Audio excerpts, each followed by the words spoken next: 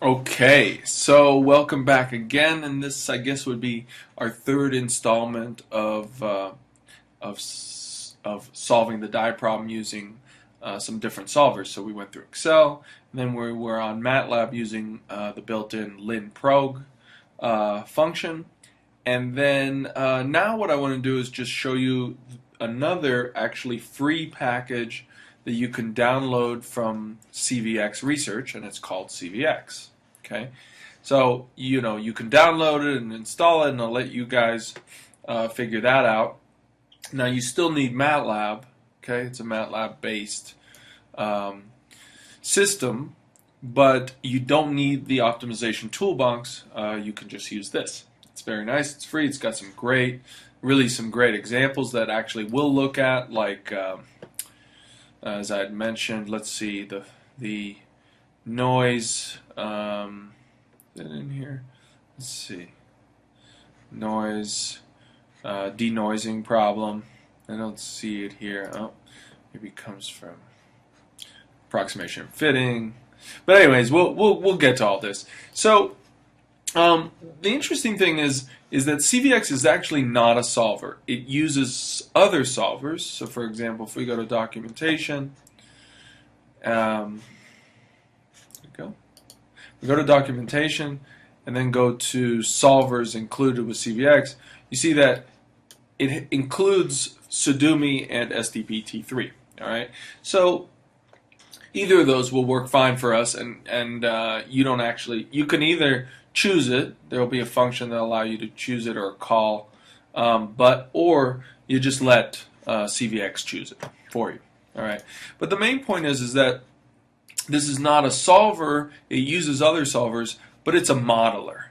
So what I mean is that if you recall from the theory, to actually solve this using linprog, I had to put it into this inequality form.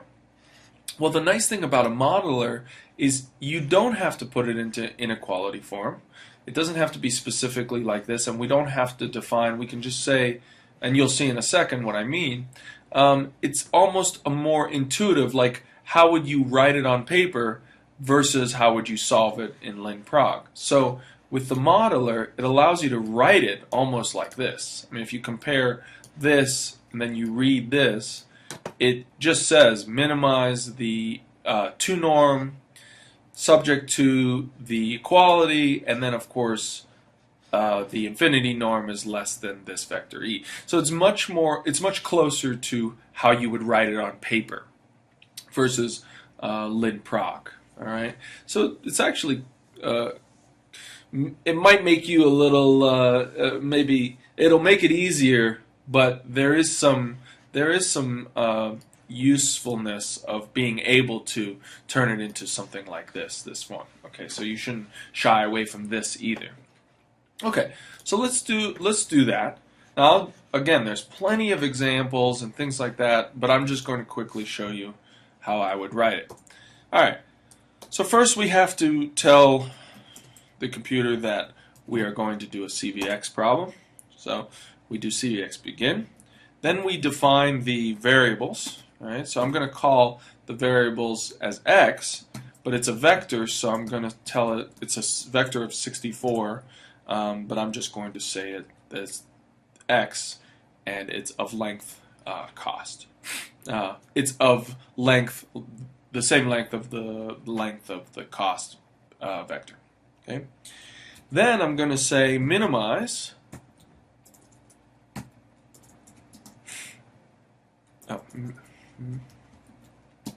The cost times x, but the transpose of cost times x. So, and I'll write it out. Transpose of cost times x.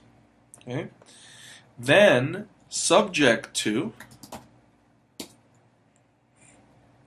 minimize, and I can tab subject to that the transpose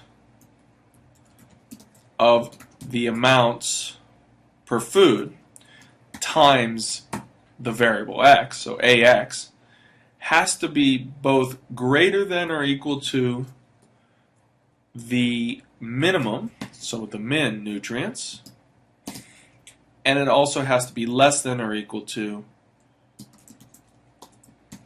the max. Now, I hope you see it already that this is a much more intuitive way of writing. You say, oh, AX is in between this vector and this vector. So you're able to do that very nicely here in CVX. Right? And then finally, we have to say that the variables, the food, have to be greater than 0. Done. Okay? CVX end. Okay? So let's run it. And now I'm going to uncomment this code. Okay? And then I am going to, not solution, but X this time. There we go. Alright, so let's run it. Now you can watch, it's called Sudumi. Alright, so here you go. And already I can see that it matches perfectly. Now let's look at X. There you go, 4.8, 3.6, and so on. Alright, so it gave me exactly the same solution and the same as Excel and as LinProg. Okay, so that's nice to see. Of course, you can play with it. Now we could still let's put back the let's leave the minus I and the zeros. But for example, I can put back the A big times X is less than or equal to the B big. Alright, so you can still use that form. That's basically what we did. And then of course X is greater than 0 we had to leave because I took it out of A big and B big. So let's run it again. Just make sure. Same exact thing. Okay? So there are many different forms. You can mess with it. But hopefully that's enlightening. And CVX is quite nice.